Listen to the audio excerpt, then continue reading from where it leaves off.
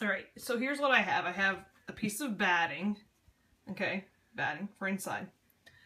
I have my 2 purple squares and then my 2 wine squares, okay. Everything is 5.5 inches in a square, 5.5 inch square, okay. Then I have the background for 5.5 inches as well.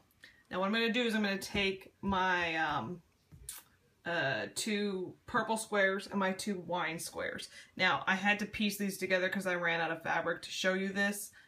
Yours is not going to have a seam there. You're just going to do a 5-inch square. That'll look more like that, okay? But I'm going to fold these in half, all right? So fold it in half. I'm going to stop so I can fold these in half because I can't do it one-handed. All right, so now everything is folded in half. So I've got to fold it in half of 2 wines and 2 purples.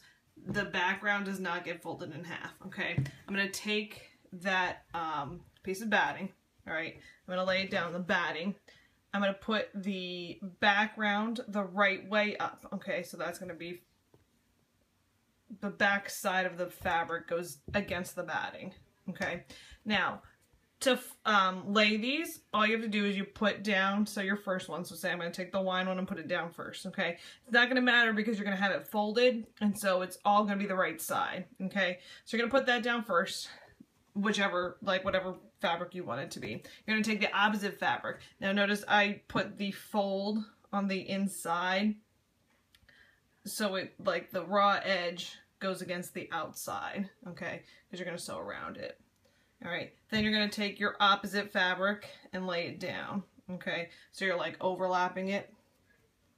Now, okay, then the next thing you're going to do is take this, the same one, the wine fabric, okay? You're going to put it down, all right? So you're overlapping. Now for the last one, you're going to have to pick up a little bit because obviously if I put it down, it's not going to be shown. So you have to lift up, this is hard to do one-handed, lift up the top one, put that underneath, okay, and they're going to lay that one back down, okay. So like I said, it's going to look exactly like what the coaster looks like, except this is, you're going to sew around this, okay. So like everything, it should come to a nice cross in the middle right here, and you should have the folded edges all facing the inside, okay? Now, what I'm going to do is I'm going to take it, go to my machine. Now, I don't know if you have a 1/4 inch foot, but usually you do things by the 1/4 inch, so I have a 1/4 inch foot, so I'm just going to put it up against that, okay? And then I'm going to sew completely around it, okay?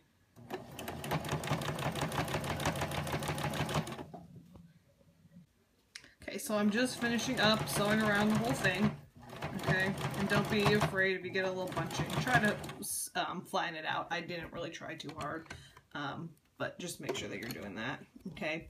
You're going to take it off. So now everything is sewn. I've sewn it completely around. All right, then all you're going to do is you're going to take it and you're going to open this up and,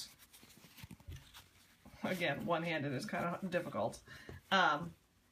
And you're going to create your coaster. So you're flipping out all of the fabric, okay, except for that background, because the background is just going to stay there.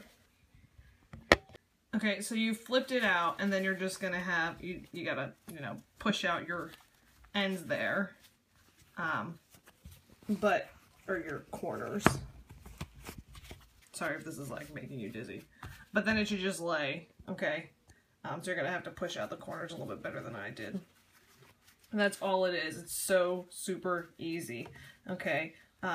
If that's not clear, let me know and I will help you out, okay?